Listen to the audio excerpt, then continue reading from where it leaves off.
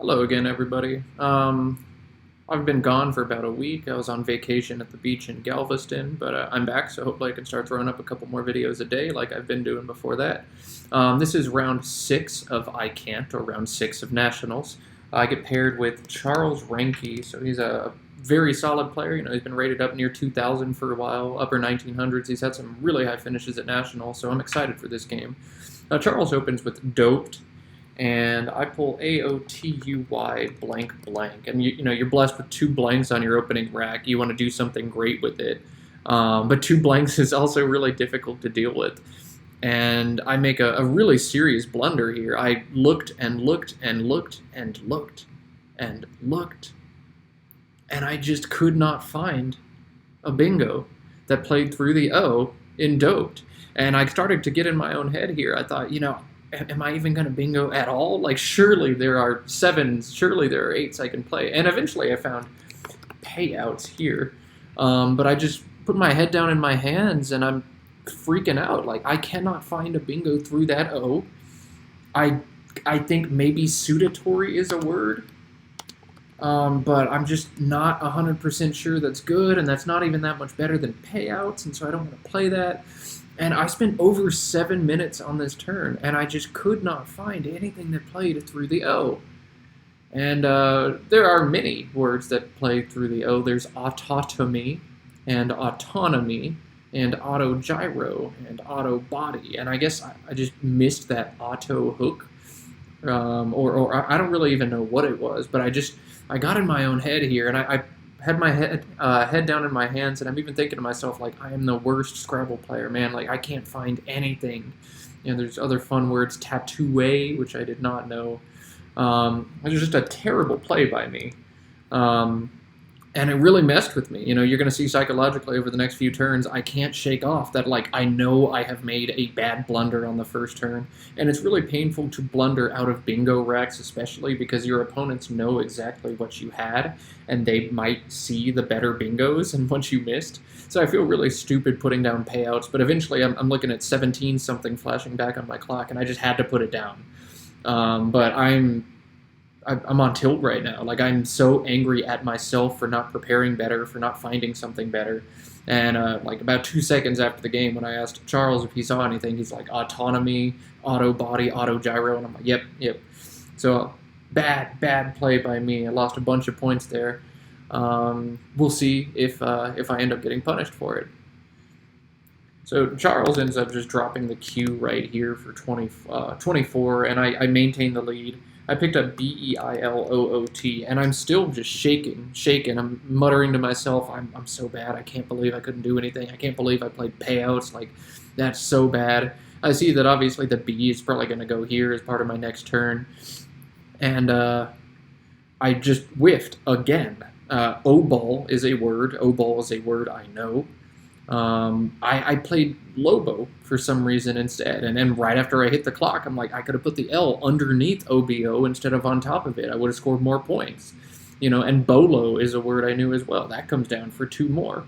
Lob is a play you probably don't want to make here. I don't want to get caught up holding EIOT, but it gets in your head when you make a mistake, and you've made a mistake. You just keep making mistakes, and it's psychologically so bad. So I miss O-ball here, I miss Bolo here, I see O-ball and Bolo right after I hit the clock, but again, I make a pretty bad mistake here playing Lobo, and Lobo's especially bad because it also sets up a bingo line for Charles here, and another bingo line for Charles here going down, and so you don't want to open up bingo lines when you've got a 40-point lead in the game, and yet I do it anyway.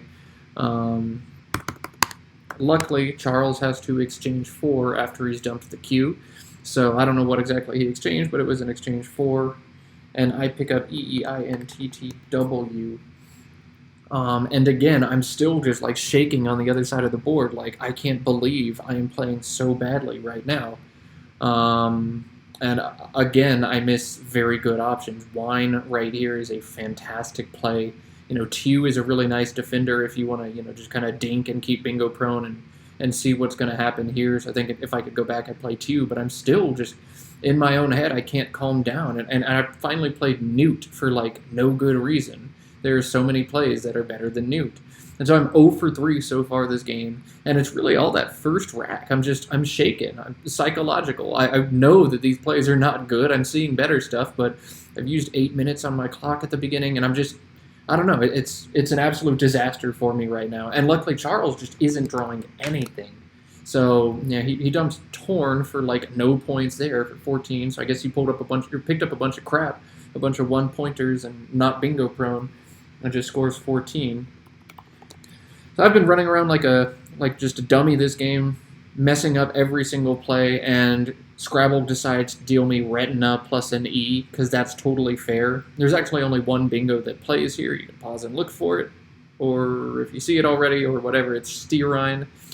But it really does feel unfair. You know, I make 3 terrible plays, and then I draw a baby bingo, and I'm up by 116 points. Scrabble's just ridiculous.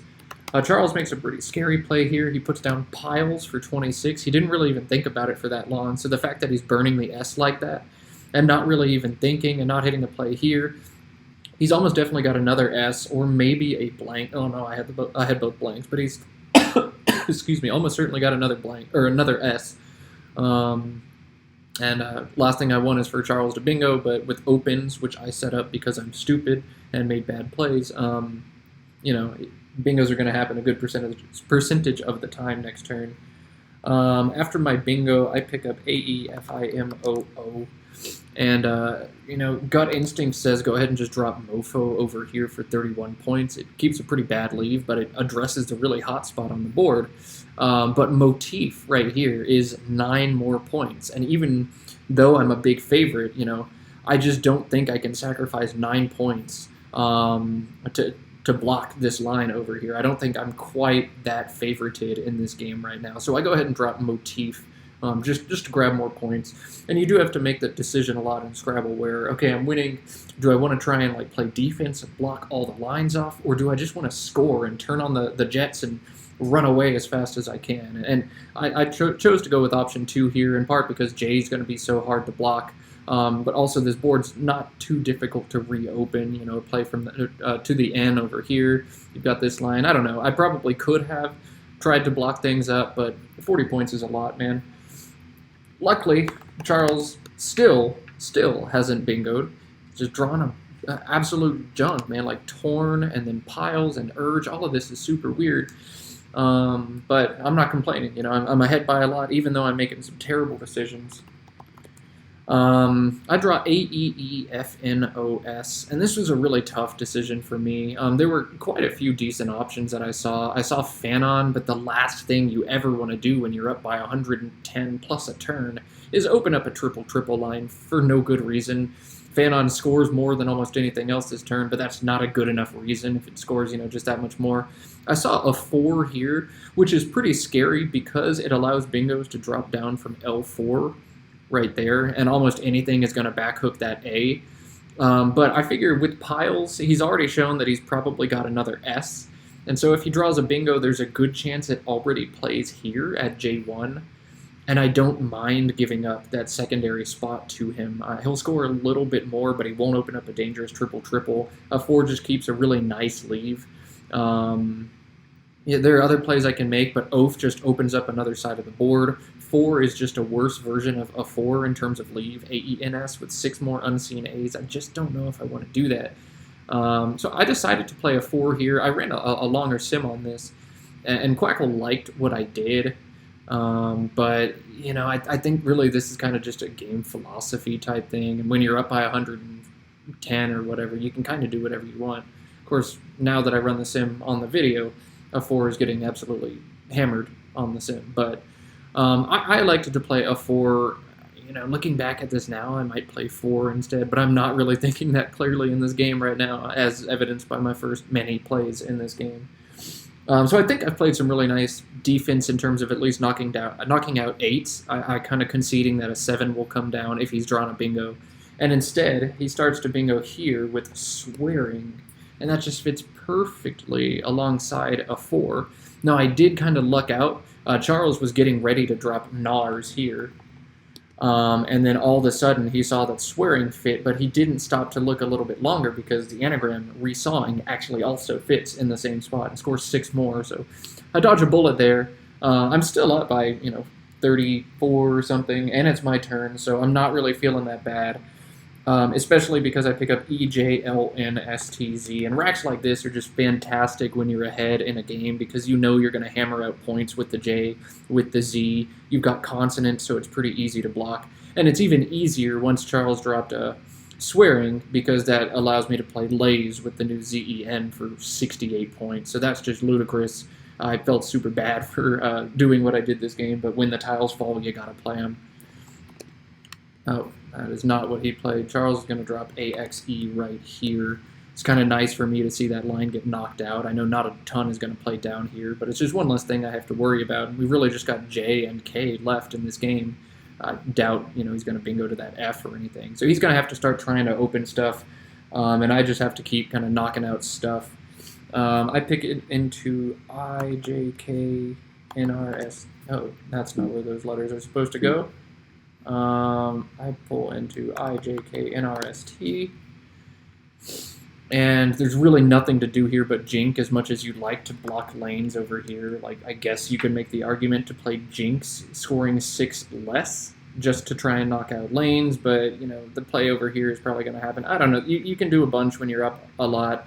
Jink definitely goes for more spread. Maybe Jinx wins the game ever so slightly more often, but I figure he's going to open the board anyway. Might as well stay as prone as possible. RST is a really nice thing to hold, especially with just 1 R, 1 S, and 1 T unseen in the pool. So Jink is going to come down. I think you can just kind of do whatever when you've drawn as well as I have this time. Charles finally makes the play to the end that I've been expecting for a while. Haven comes down for 30, and I pull B, C, D, R, S, T, U. So again, kind of a no-brainer decision here. Should I block the triple? Yes. What should I block it with? Well, what scores the most? I've got Butch, and it's just got this nice, extra. It holds RS, so if I pick up an E, I get Butchers next turn for a whole bunch of points as well. So Butch comes down. Nothing to think about there. Pretty easy.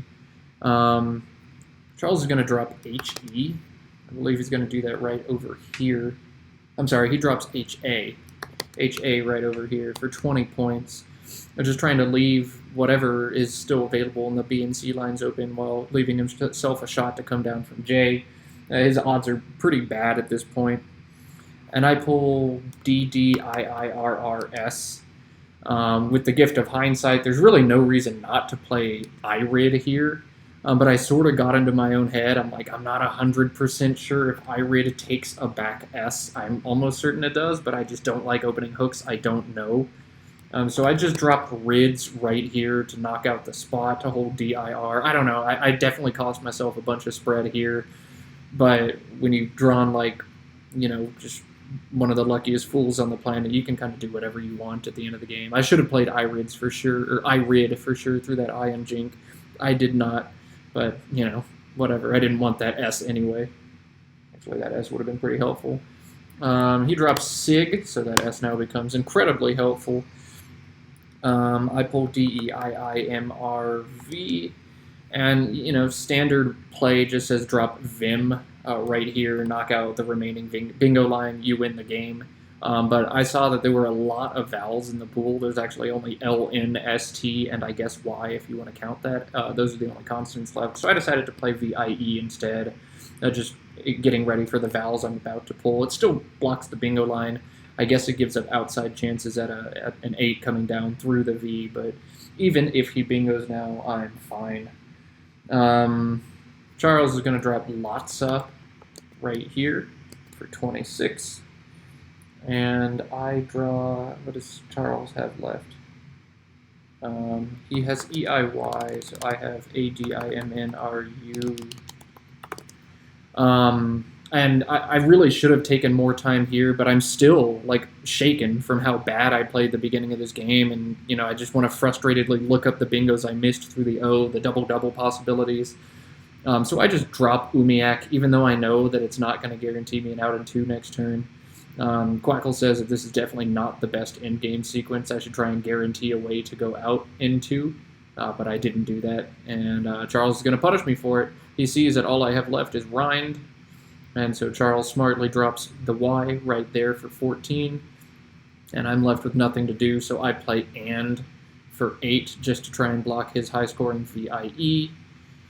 And then he's going to go out with the other VIE for significantly fewer points. So good job to Charles. He had a very frustrating game, I could tell from my side. Just the stuff he was playing, Torn for 14 and Urge for 19. Just it definitely wasn't a fun game from his side. But props to him for sticking it out through the end game and finding the right sequence and punishing me for being lazy there. This happens sometimes, and a huge part of nationals is trying to avoid going on tilt, getting really mad at yourself or at the tiles for what's happened. It is very much a psychological game in Division 1, and you're going to see me just absolutely tank on the psychological side of things later on in the tournament. But this is the first, I played badly this game. I played badly multiple turns in a row this game, kind of game that I played. There will be more, I promise. But, sometimes you're just a luck box, and sometimes you pull it out even when you don't deserve to pull it out. It's one of the ones that's hard to annotate. It's really hard to put up on YouTube when you play like a moron, but I promised I'd put up 31 games, so here we go. Sorry for that, not very educational, kind of a dumb game, but we'll see you the next one.